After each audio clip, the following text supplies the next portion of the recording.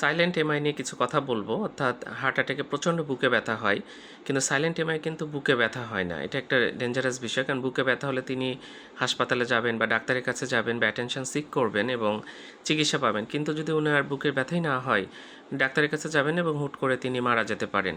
তো কাদের ক্ষেত্রে এটা বেশি হয়? এক হচ্ছে বৃদ্ধ বয়সে, সেই সময় কিন্তু যে পেইন থ্রেশহোল্ড এসবের বিভিন্ন বিষয় আছে, যে তিনি বুঝতে পারেন না যে তার হার্ট অ্যাটাক হচ্ছে। আর একটা হচ্ছে ডায়াবেটিস থেকে আমাদের নার্ভগুলো নষ্ট হয়ে যায়, এটা হাত পায়ের নার্ভ নষ্ট হয়ে যায়, এই জন্য হাত পা জ্বালা যন্ত্রণা করে এবং আমাদের বিভিন্ন অটোনমিক যে নার্ভ আছে সেটাও নষ্ট হয়ে যায়। অর্থাৎ হার্ট থেকে যে পেইন সেন্সেশনটা যাবে আমাদের ব্রেনে, সেটা কিন্তু নষ্ট হয়ে যায়।